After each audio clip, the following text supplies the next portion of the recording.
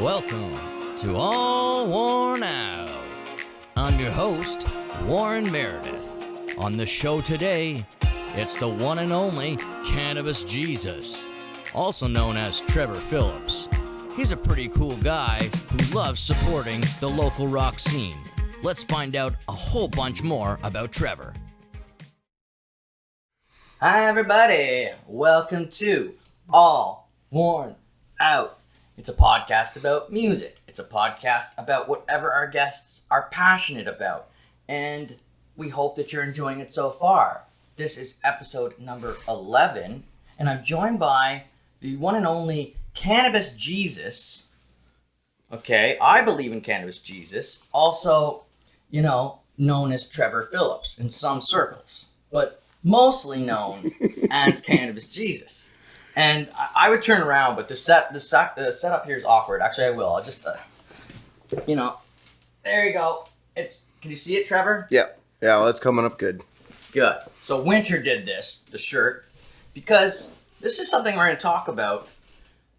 Trevor is a favorite of many bands in this city. And by favorite, I mean we just love him.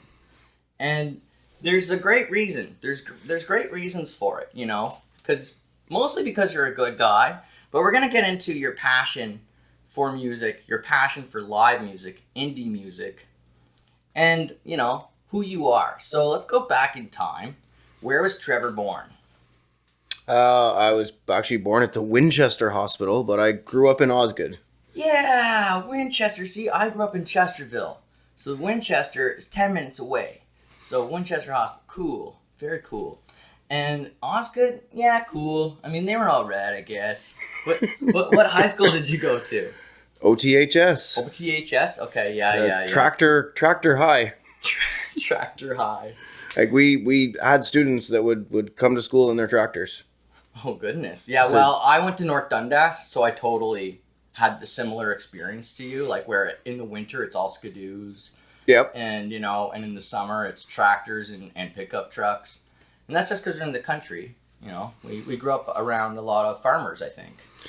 Yeah, well, I mean, a lot of it, that's what it was, right? Like, these kids, guys, they were my age at the time, but they were farm kids. So they'd wake up, they'd plow in the fields all morning and then drive to school, do their classes, drive home, and plow in the fields some more. Yeah. I had a very similar experience. Yeah. Well, our high schools were not far away. They could have competed in sports for things or different kind of stuff like that. So what do you remember of music in your childhood? What songs or bands or what did your parents or loved ones show you that really stuck out for you in your childhood? My parents raised me on country. Mm-hmm. So the early 90s, I was listening to a lot of country. I actually sang in a couple of talent shows in grade 1, grade 2, grade 3. Oh my goodness. I did. Are you a hidden talent? Are you hiding? No. Okay, well. No, I can't. We're going to have to go to karaoke now, and I'm going to have to hear this, because maybe Trevor's is hiding his secret talent from us. Anyways, continue. I just love music, so my parents pushed me into it.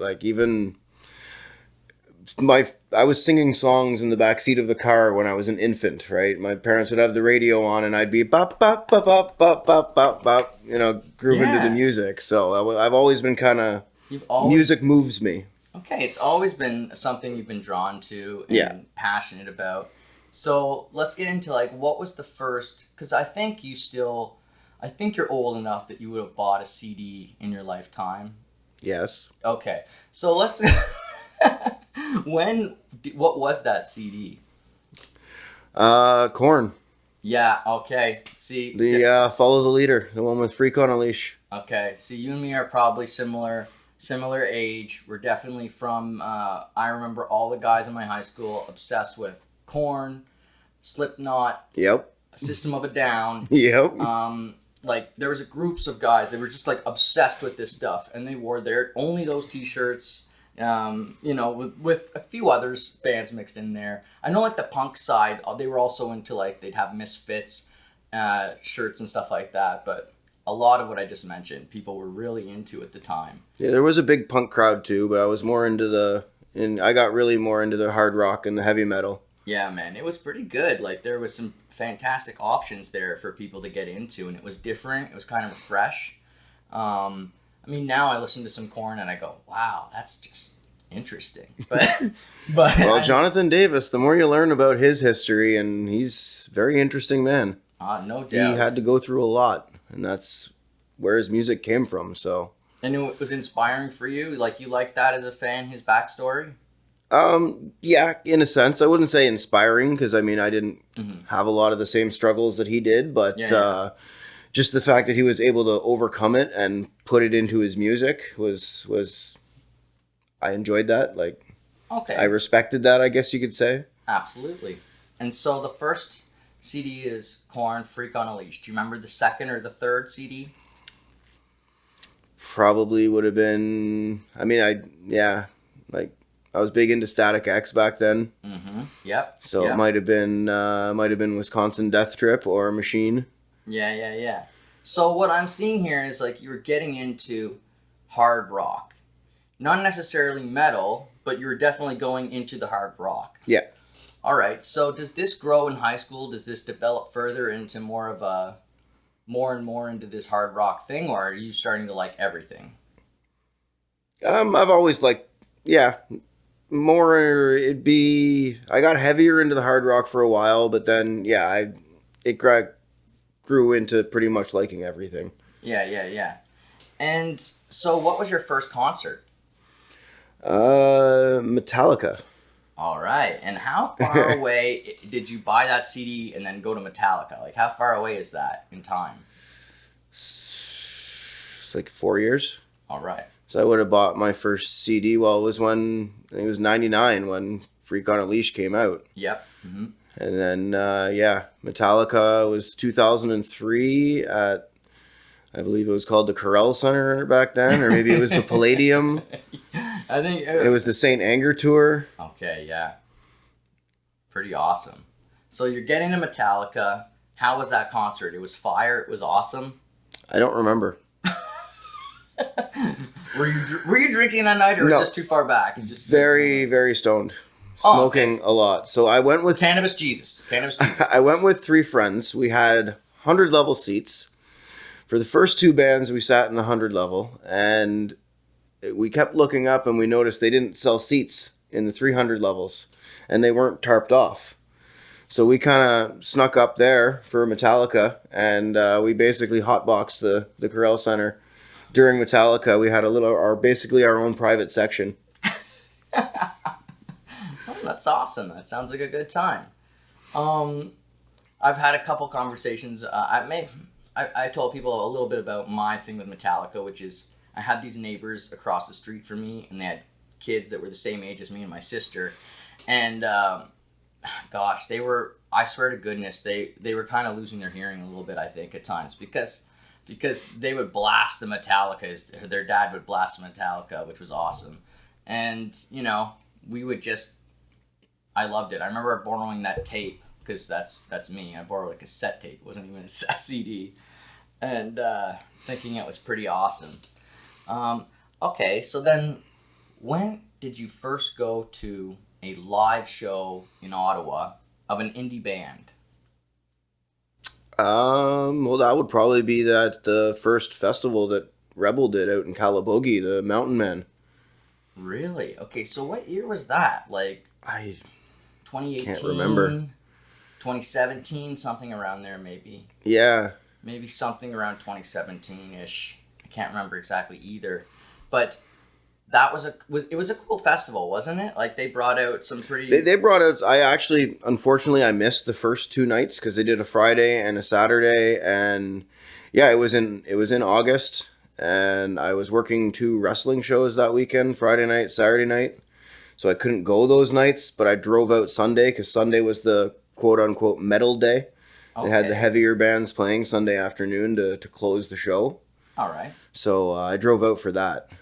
All right. And so that was just like a random choice. You were just kind of like, hey, this is cool. You were liking the radio station at that time, I'm guessing? Yeah, well, Rebel was promoting the heck out of it. They were a brand new station at the time. I actually won passes from them.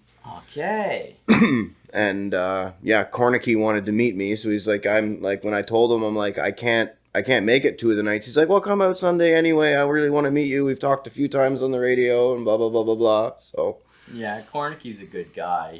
I've always enjoyed my combos with him, and Cubby, of course, Cubby too.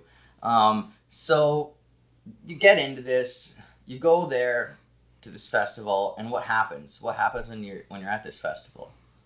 So apparently Saturday night they had torrential downpours. The whole camping area flooded.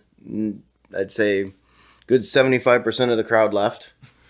And then Sunday was deathly hot. So when I got there, there wasn't a lot of people. But the band started, and I was like, wow, these bands are really good. I can't for the life of me remember all the bands that played. I think A Scar for the Wicked was on the bill. Mm-hmm. An Ire.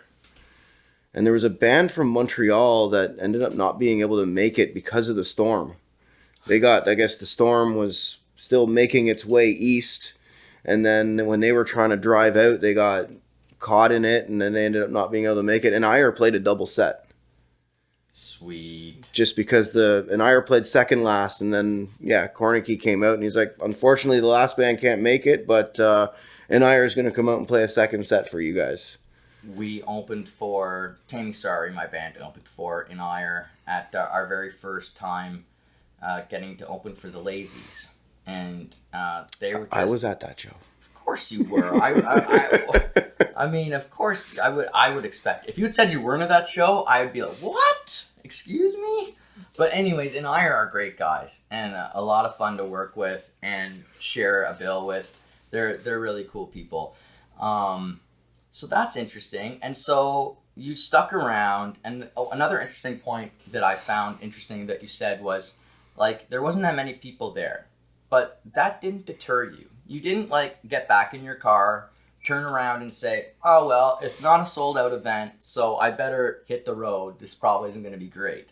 No, your attitude was to still give these musicians a chance. Of course. And I think that speaks a lot to what follows after this festival for you in the Ottawa music community.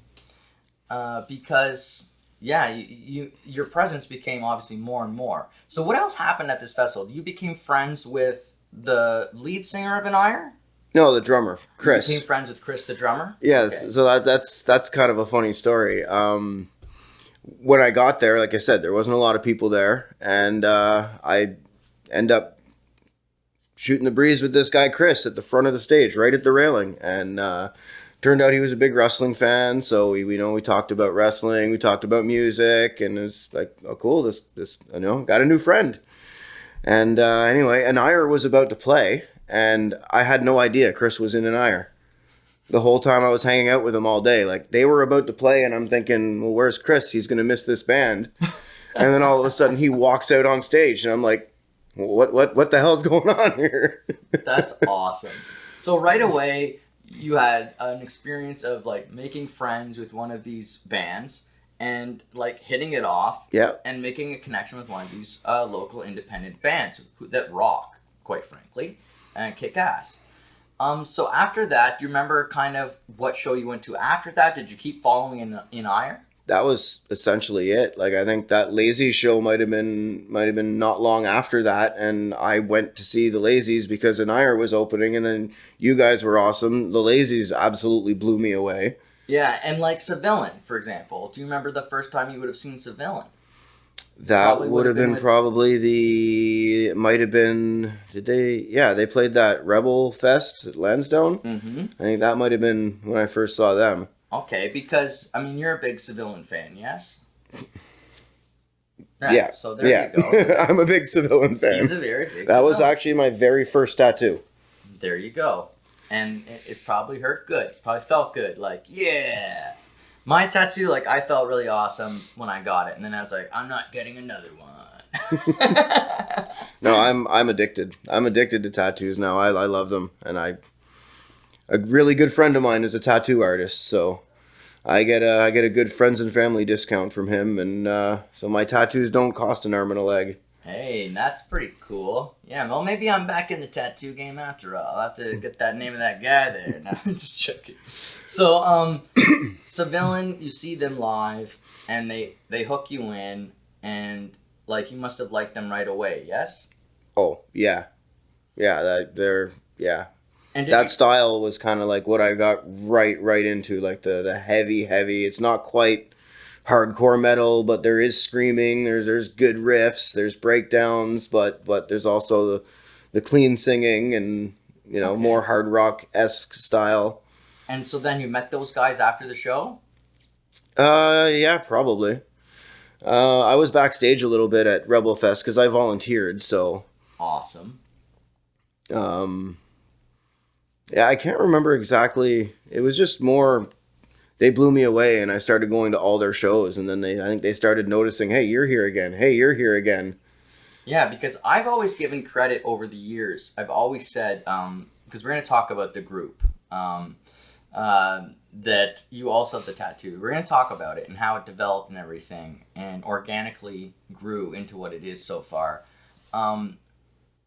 But at that time, I always gave credit. I always said, well, Civilian. I said, yes, this group is Tamasari helped build it and nurture this group, and we helped with it, but it's Civilian who also kind of started it. But I'm glad today you're setting the record even more straight, saying, hey, In Ire was a big deal For me. for roping you in, Yeah. right, and into the local scene. And I guess you just kept discovering more and more local bands that you enjoyed.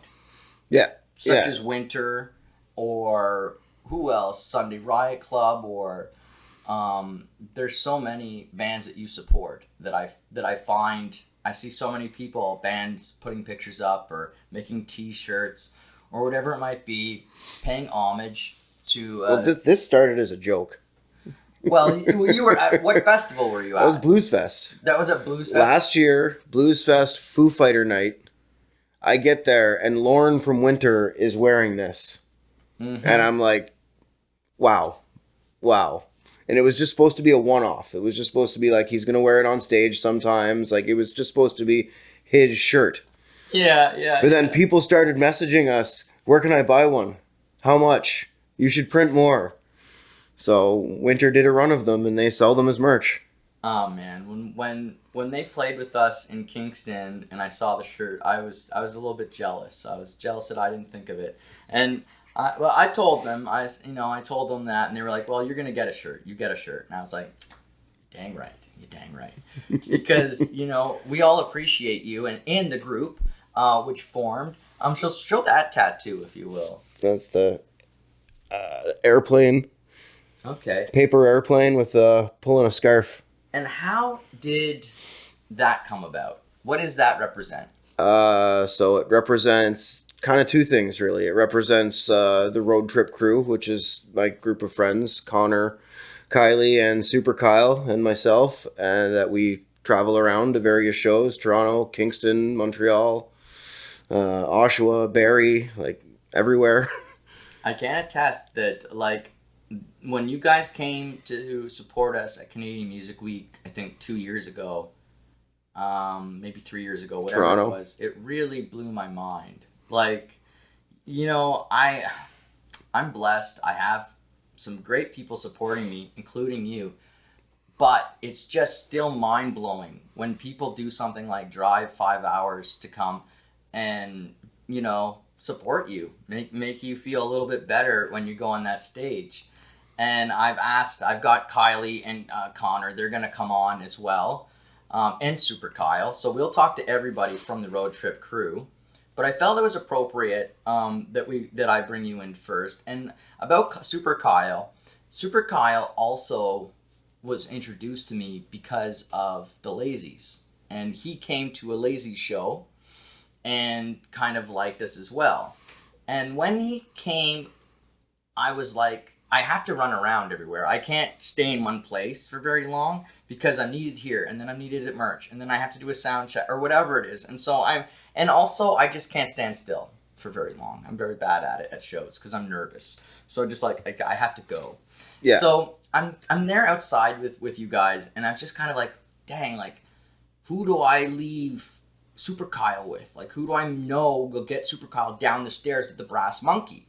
Because for anyone who doesn't know, like, it's not, Brass Monkey has a lot of stairs. It's hard for a wheelchair to go down as many stairs as the Brass Monkey has. In fact, probably impossible.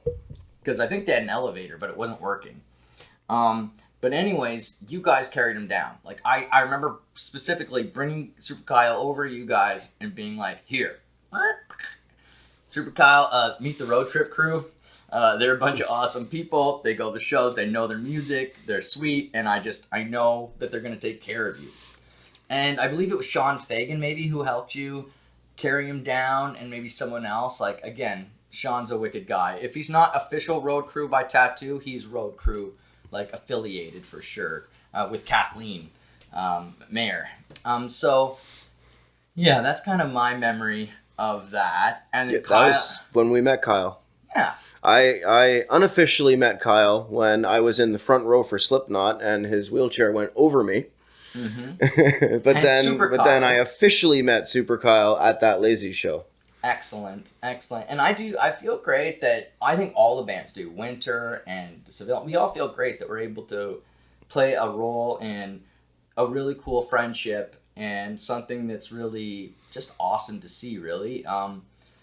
So I loved a video I saw years ago now, or I don't know if it's that long ago, but it's you at the Voodoo Fest. You'll be going to Voodoo Fest this year? I never miss Voodoo. I was very disappointed that we weren't able to do it this summer. We were going to do it, and then we couldn't do it, and I feel really bad because I loved doing it, and it's such a great group of people and a great festival.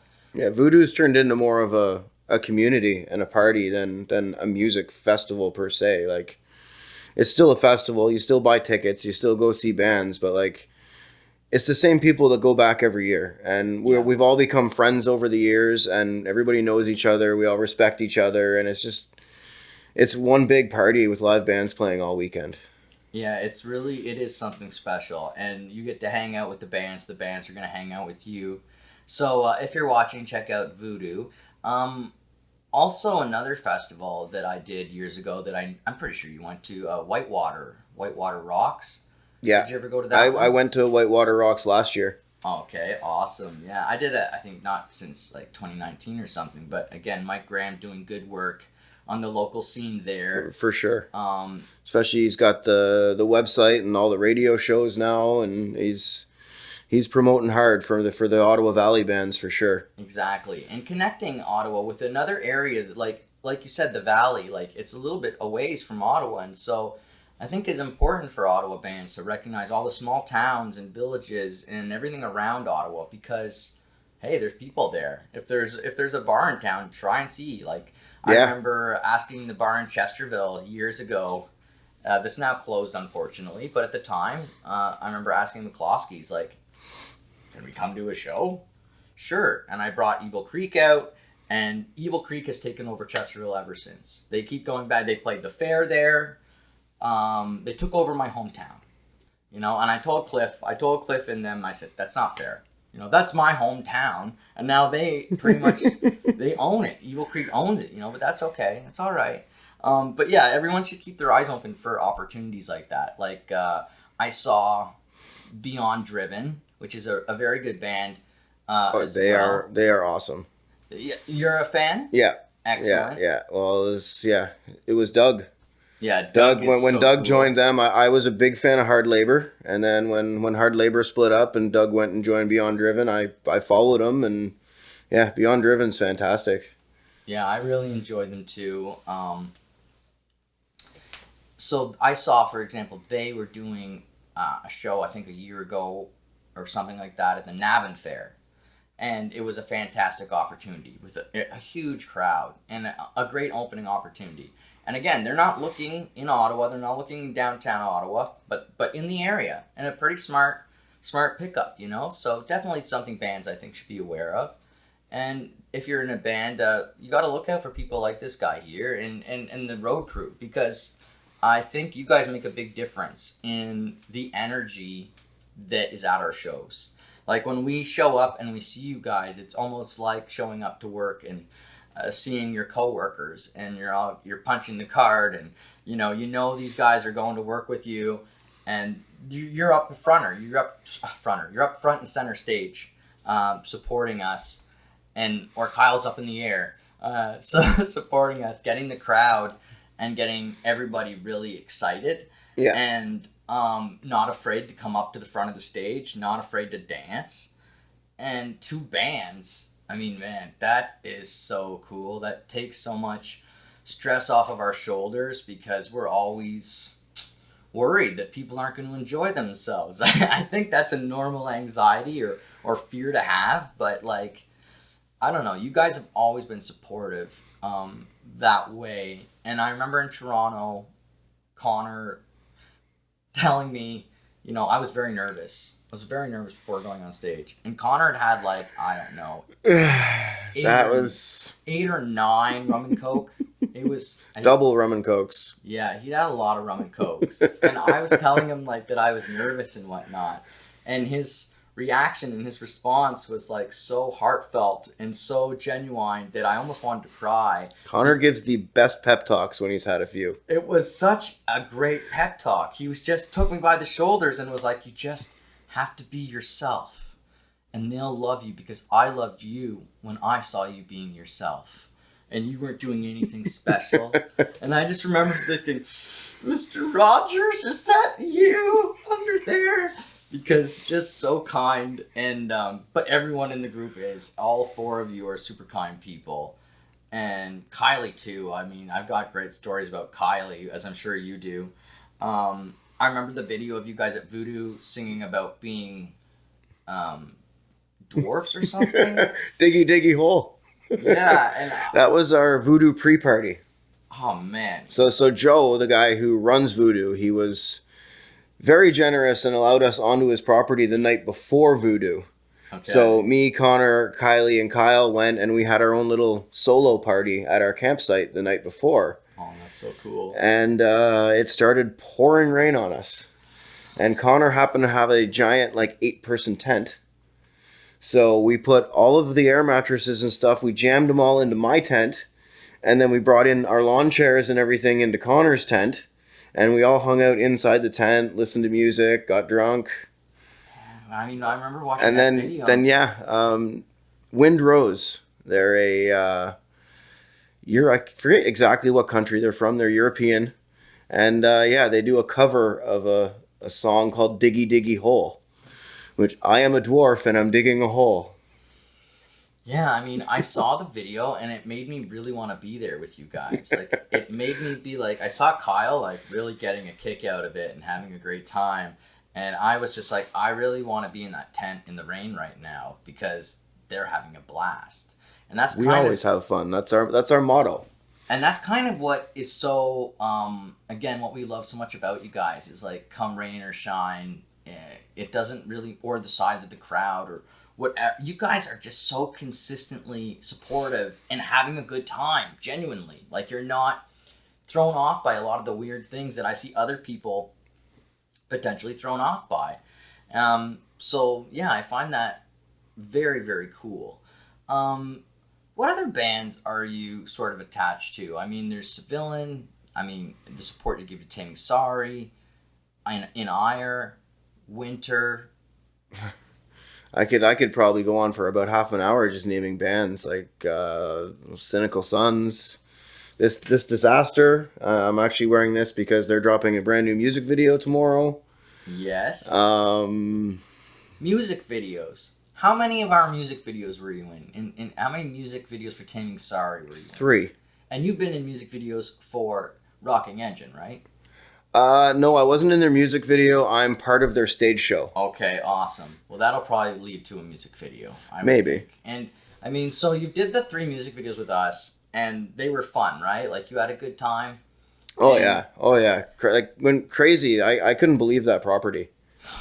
Like that was Incredible. just an incredible place. Right? Right? For everything from the chickens and turkeys wandering around to the rope swing in the quarry to It's like a very special the place. beehives. It was so cool. Yeah, yeah, very special place. Like I said, I love the Chesterfield area, and uh, Joel's property there, Joel and Steph's property is really special. And so I was really glad that I got to share that with so many cool people.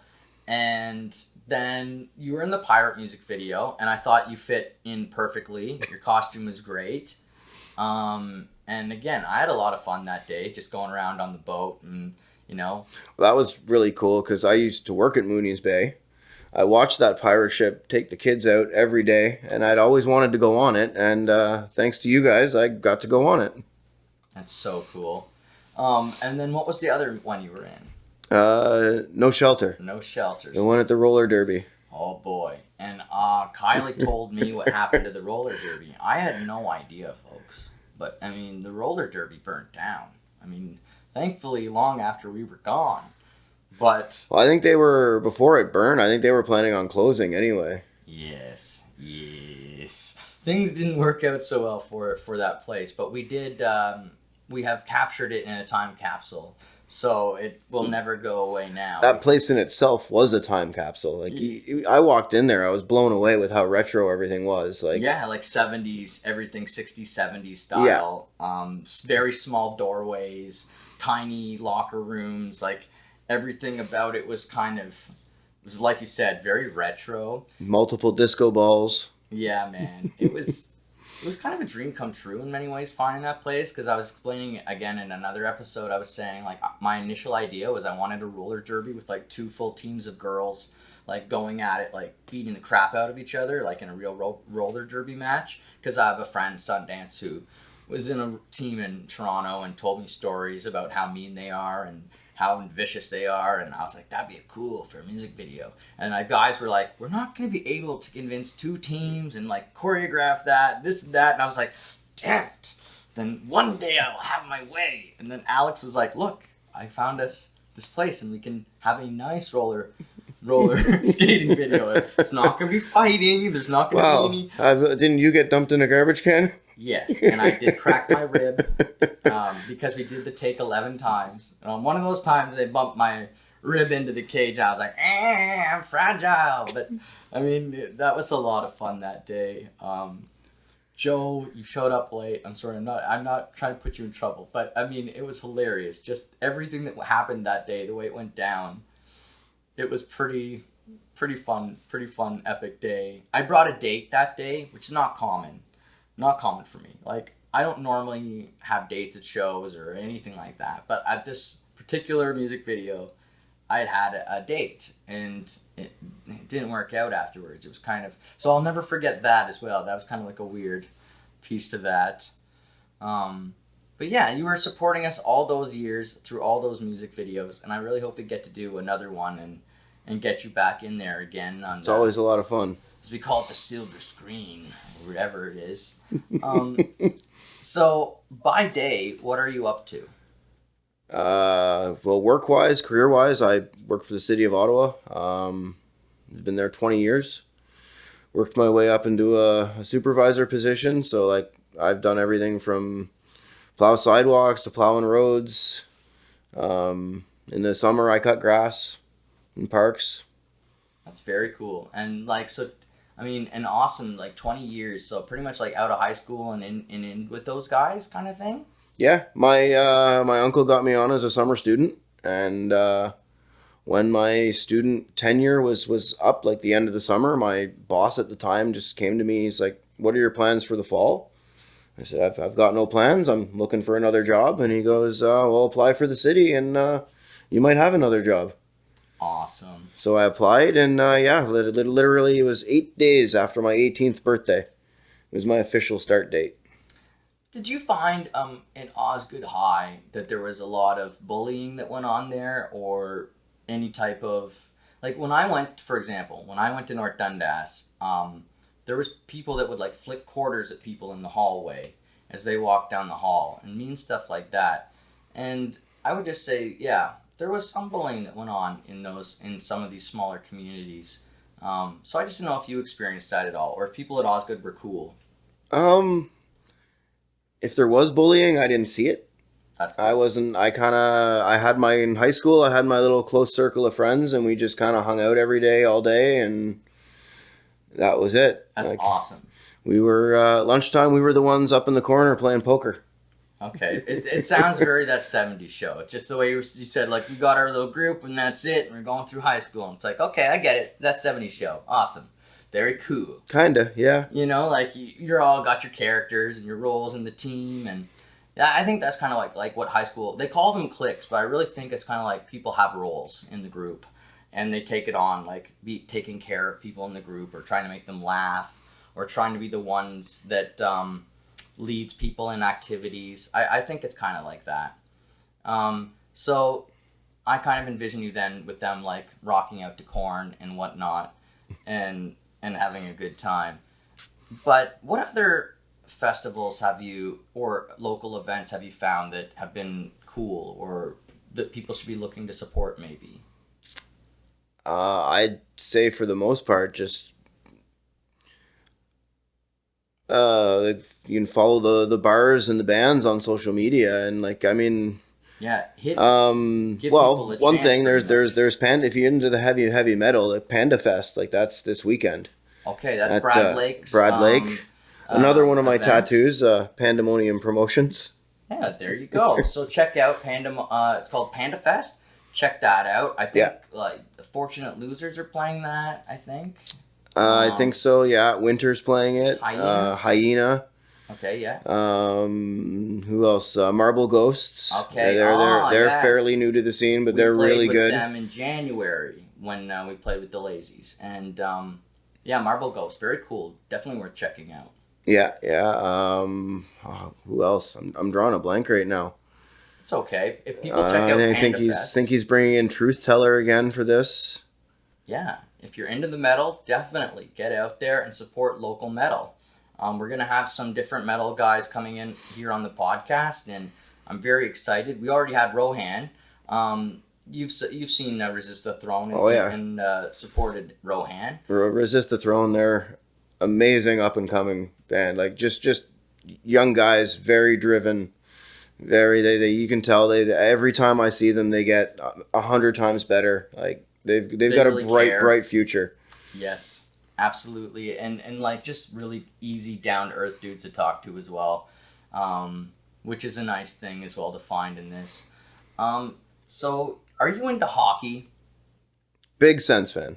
So were you always into hockey? Always a Sens fan? Yeah, kind of. That was kind of mine and my dad's thing, right? Hockey night in Canada. That was mine and my dad's bonding time. We wouldn't talk, but we'd sit in the same room and watch Hockey Night in Canada. We wouldn't talk. Well, now your dad sounds like Red Foreman from that 70s show. No. He wasn't as bad as Red Foreman. Okay. Winter was his busy time. So we didn't yeah. see each other a lot in the winter. He worked a lot of weekends. He worked in heating and air conditioning. Okay. So like he was always super busy with installing furnaces and service calls, and like sometimes he'd get called out in the middle of the night because somebody would lose their heat. Like so, but Saturday nights was our time. It was Hockey Night in Canada. No matter how busy he was, we'd watch Hockey Night in Canada. Heck yes. And I mean, you must have got frustrated in those years like I did, because we kept losing to the Leafs in the playoffs on repeat. And it was like, for me, very painful experience. Like, especially the year that Cujo beat us.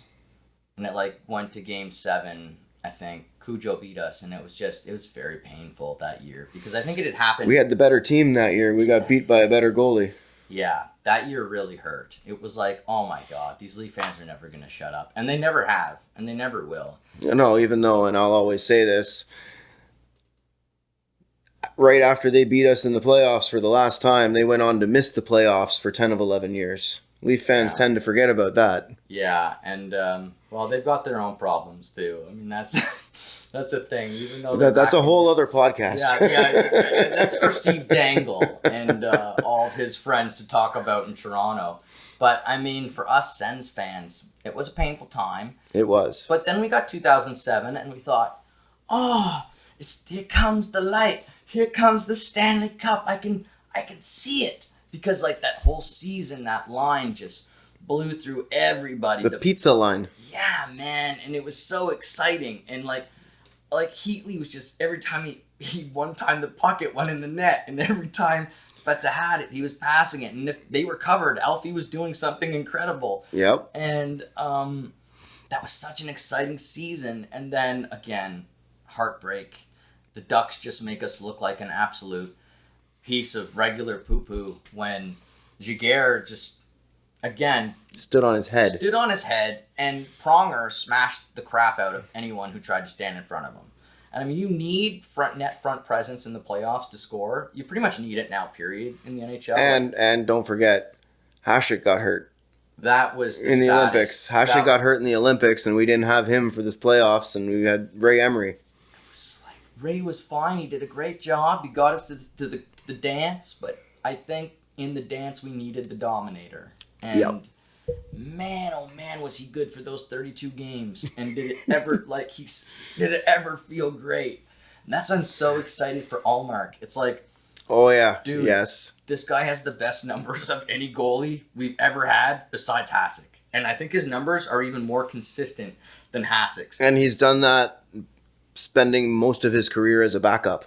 Yeah, like the fact that he put numbers up like that in Buffalo on that team that was not great, I think is the most reassuring thing. It's like, yeah, goalies can play well in Boston. They have the best goalie coach in the NHL. There's like a whole bunch of stuff that Boston's got going for them. Hence why they're not afraid of Korpisalo. But I don't know if they're right on that one. Unfortunately, I really wanted to support Korpisalo. I like to support everyone on the team. And I go on this website called Sens Chirp. And gosh, sometimes we get down on the team. And people will start ripping into players. There are a lot of negative fans. Yeah. In the Ottawa Senators fan base. Yeah, sometimes people really dig into them. And I remember saying, like, give Korpisalo a chance. Like, give him a chance. Maybe he'll rebound. He got better as it went along. That being said, I am, like, impressed with the Allmark grab. And if I was those guys, I'd be like, okay, we have a Vezina winning goalie now. Like, no excuses. Yeah. Like, let's play defense and protect our goalie, and he's going to give us a chance to win. It's not his fault anymore. Like, if it shouldn't be. No, I don't believe if Allmark has a bad season that we're going to look at it and say, oh, it's him, he's a bad goalie. I think that'd be... Got to look at the defense. It was kind of painful this year that way as well. But Claude Giroux's been a lot of fun to watch. I was so happy when we picked him up.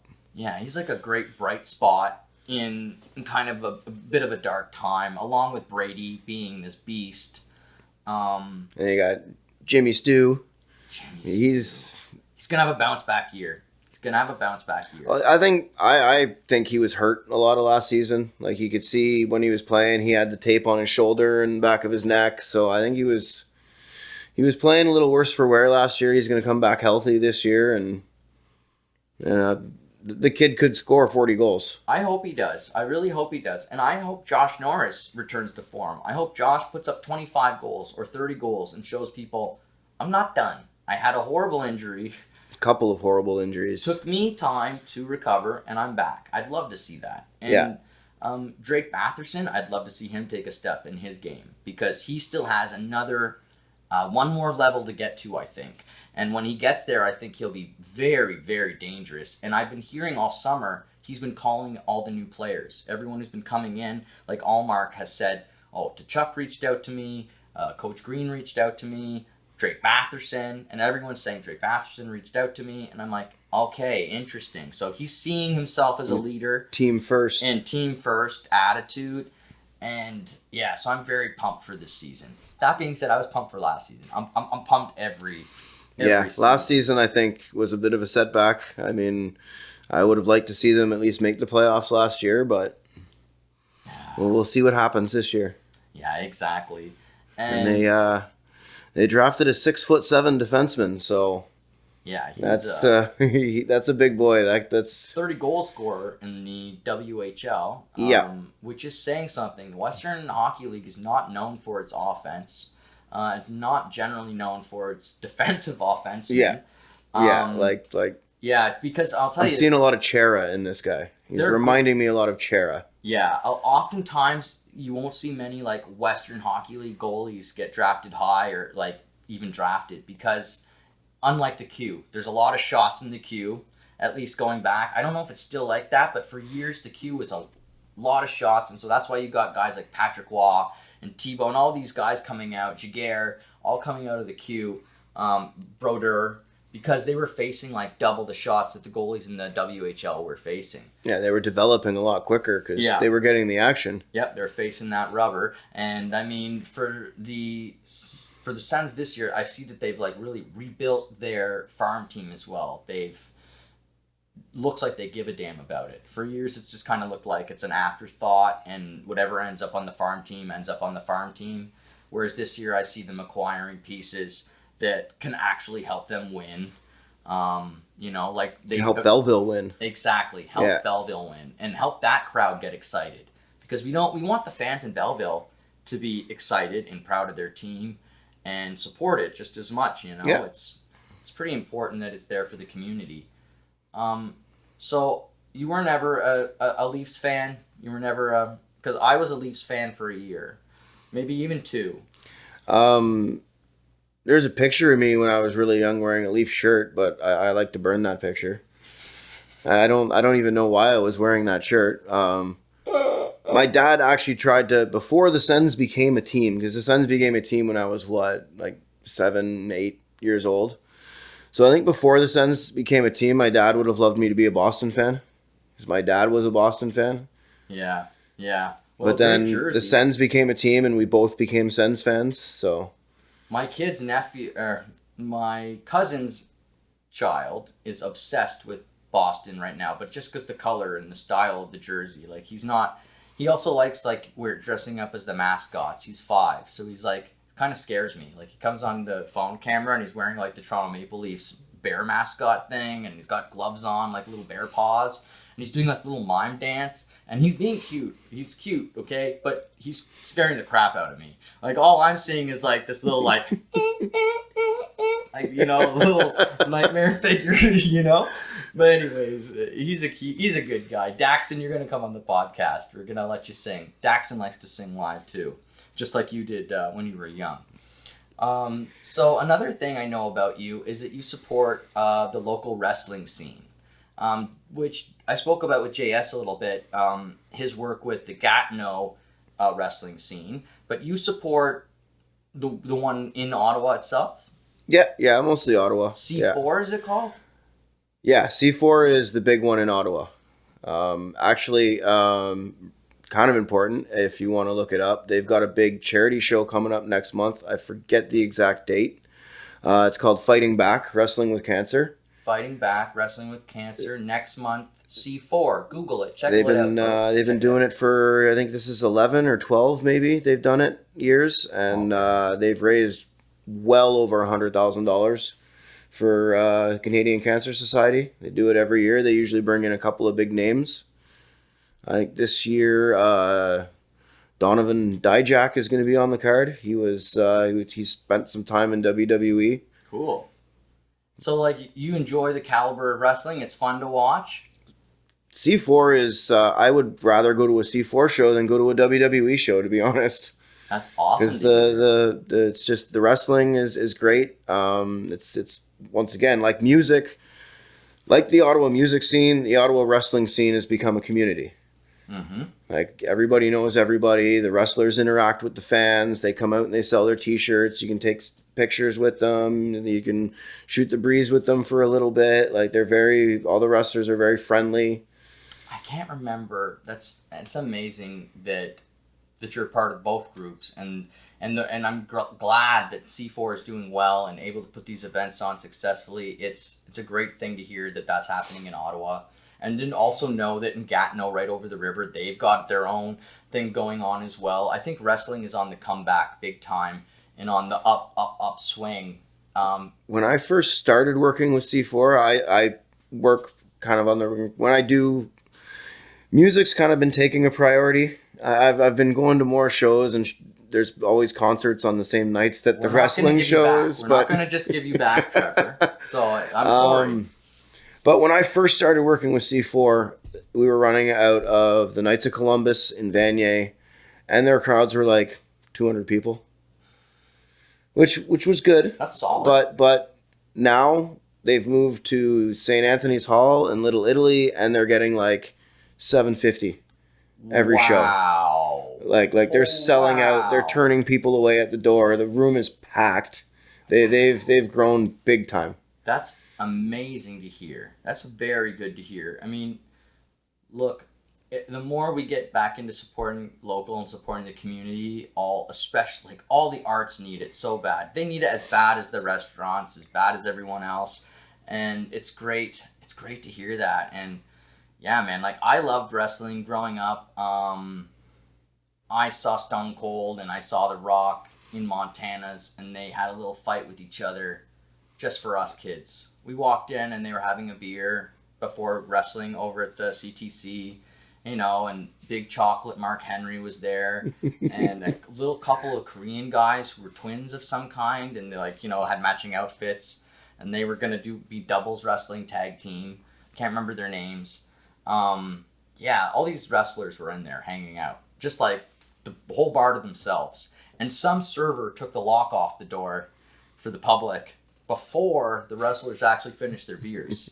And so in walked me, 12 years old, my 12th birthday party with, 7 dudes. And I look and I go, that's Stone Cold Steve Austin, and that's The Rock. Wait a minute, The Rock hates Stone Cold, and Stone Cold hates The Rock. Why are they having a beer together? And immediately... Kayfabe, brother. Yeah, as soon as I'm having this thought, up they get. And they're in each other's face. And the beers are done. Forget about those beers. They're done with them. And they're just in each other's face like, you don't know nothing. You're a jabroni. And all that stuff that The Rock was saying at the time, right? It's gonna smell what The Rock is cooking. And all that. Like, just every trademark. Rudy Poo candy ass. Yes. Every trademark line you can imagine. He was throwing it out. And Stone Cold was being the hero. And so The Rock ran out the back door. He jumped into I kid you not, because we followed him, he jumped into a yellow Hummer. And, which I'm sure he just rented for the day from, wherever near the CTC. Enterprise or whatever. And zoomed off like, F you, Stone Cold, and you'll never get me, or whatever. And off he went. And Stone Cold stayed and, signed our autographs. And I remember thinking, how did Mom pull this off? I know you're good, Mom, but, how in the world did you afford or convince all these wrestlers? Sorry, I spit. How do you afford to get these wrestlers to come out like this? And I thought it was all for my birthday, just. But yeah, wrestling is cool and will always have a special place to me. And I think it's cool that that's another community you're in. And we don't want to spread you too thin, the music community. We'd like to keep you for ourselves, but we don't mind sharing you with them. I think that's a fair group to share with. So anything else that you want to talk about? Any other passions that Trevor has, a hidden talent, anything maybe the fans or the folks out there don't know about Trevor? No. Not really. No. He's an open book. I'm a pretty open book, yeah. He's a cool dude. Yep. And so then what I want to say then is, first off, are you still into, you bought corn all those years ago. What I want to ask is, are you into, any, star, famous people music? Do you listen to, Jelly Roll or AC/DC or, anything like that? Yeah. I mean, I still listen to a lot of the older bands are coming out with new music recently, and Slipknot is even bringing back the old red jumpsuits for some of their shows lately. Some of the newer bands, more mainstream bands, I've been listening to a lot of Architects lately, because I saw them in Montreal not too long ago with While She Sleeps. Always been a big fan of theirs. Their singer's nuts. At the Montreal show, he actually walked out on top of the crowd. He had the crowd holding his legs, and he walked out on top of the crowd and did a big scream, with the crowd holding him up while he was standing on their hands. I'm not going to do that, Trevor. Don't expect me to do any of that crazy stuff. Especially, like, I see that picture of Eddie Vedder, and he's hanging from the rafters or whatever when he's a young man, and it's some kind of crazy show, a palooza or whatever. And I'm like, get real. I hate heights. You can pay me enough money you'd have to pay me more money to get up there than to play the show. That's, yeah. I watched a video of Jason from Fever 333 was playing a show at a club, and he went up to the balcony, and he did a backflip off the balcony. The crowd caught him and surfed him back to the stage. That's awesome. Any favorite cities that you mentioned? You've traveled to a lot of cities to watch different bands and support different bands. Is there any that have stood out as being a great time for you? Kingston's always a fun time. They got some really good venues there, and I've been there so many times. I like Dwayne and Christy, and like I know a lot of people from Chris Gaines, who was on a couple episodes ago. I've met a lot of really good people from Kingston, and I've been to 2 shows there now, and I've really fallen in love with Barrie. Okay, Barrie. It's just such a beautiful area. This is why I asked you. See, because I've played Kingston, and I agree with you. I love it, but I have not played Barrie. And now that you've said that, I have to play Barrie. Like when I got to Barrie, I had to spend an hour just walking around when I got there, because it's just such a beautiful, like walking around along like Lake Simcoe, and it's just such a gorgeous area. The sailboats out there, and the water is so clean. Yeah, man. I've never seen water that clean.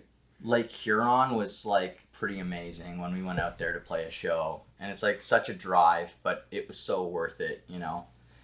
London was interesting. London is a cool town, but it was a little more, I don't know, a little more attitude, a little more grit to it. North Bay, the guys thought there were ghosts. So the whole time I was trying to convince Miguel and Joe, the guitar players, because guitar players are like this, I don't know why. But both of them were like, it's ominous, there's some ghosts here, there's ghosts there. Like, I don't trust this place, man. And I'm like, okay. And Joe's like, it's true. I see everything he says. I feel it too. And I'm like, okay, well, I don't. And we have a show in an hour, so stop thinking about ghosts and start thinking about how you're going to play your guitars. Guitar players can be superstitious. They're superstitious, and they're just very interesting. They're characters. I find every guitar player I meet, I find they're a real character. Ryan. Yeah, and you can't control them. That's the other thing. You can't be like, please, can you just be good for like 10 minutes? You can behave. You're gonna be good. It's like, yeah, no problem. Oh, here, I'll tell you this story. Like, you know, Canadian Music Week 2 years ago, I'm walking down the street, or maybe this was at the Horseshoe Tavern, I can't remember which, but I'm walking down the street outside the venue, and I get all the way down to the corner of the street, which is a ways away from the venue, and I look down, and there it is. It's an ID on the floor. It's a health card upside down. And in my mind, I go, there's hundreds, if not thousands of people walking down this street right now. There's no way that I'm connected to this health card. And I flipped it, and it was my guitarist's. So, you see, and, you know, this is just the bane of singers' existence. And I think I'm the bane of their existence, because I'll be honest with you, I'll show up to shows like in Kingston, and I'll be the one that's like, let's go, come on, everyone, hop to it, let's get going, unload, and they're like, Warren, no, we just got here, leave us alone. It's like, I need a drink. Exactly, I need to breathe first. Just spent 5 hours on the road, I need a drink. I need a drink now too, actually, ladies and gentlemen. It's been a lot of fun talking with Trevor. I do believe in Cannabis Jesus, as you should as well. He left joints in many of the porta potties at Blues Fest. No, that was at Whitewater Rocks. At Whitewater Rocks. Okay, another reason why he's Cannabis Jesus. And I did that because it was an 18-plus event. Or a 19-plus event, so that's why I knew there were no kids around that would be able to go into the porta potties. And okay, well, I wasn't even thinking that far ahead. I'm glad you did. Because everybody asked me at Voodoo, why don't you do that here? And I'm like, because there's kids. Yeah. There's 12, 13, 14-year-old kids wandering around. I don't want them getting into that. Yeah. Come see me for it. Yeah, exactly. I'm always packing. Comes in for the cross joint. That's kind of where the name comes from. So actually, I should throw that in here. Yes, absolutely. Should throw that story in here at the end, where the name comes from. Yes. Because it was Voodoo Rock Queens. It was the year that Joe decided to do 3 festivals. Mm-hmm. I don't know how he managed. The stress must have damn near killed him. Yeah, but so it was Voodoo Queens in September. Was it 2 years ago? I think it's 2 years ago now. The Damn Truth headlined. And we were hanging out at the merch stand after the show, and just shooting the breeze with the members of the Damn Truth. And I was buying a vinyl off the bass player and getting him to sign it. And we were just chatting, and he was like, "Oh man," he's telling me, he's like, I was smoking a joint at the time, and he's like, "Oh, I smoke weed too, but I haven't smoked a joint in like 3 days because we've played like 4 shows in 3 days. We haven't really had time to just rest." And I'm like, I had a container in my pocket that was full of joints. There was probably I brought 100, so at that point there was probably like 30 or 40 left. Excellent. I pull the container out. I'm just like, "Here, help yourself." And then he's like, "Oh, thank you, man. You're my savior. You're like a regular Cannabis Jesus." And that was it. Connor and Kylie overheard him saying that, and the name stuck. And it should have stuck. I'm glad that it did. I just think it's a form of respect now. People just want to show you guys respect, especially the bands. We all love you guys so much. And as usual, thank you again for supporting me here in my creative endeavors. Ladies and gentlemen, thank you so much. This is my guest today, Trevor Phillips, Cannabis Jesus. If you see him out at a local show, local wrestling event, go say hi. He's always a cool chat. And so just thank you again so much for coming on. Of course, thank you for having me. It was a great time. And thank you again, and hopefully we'll see you next time on All Worn Out. Bye-bye.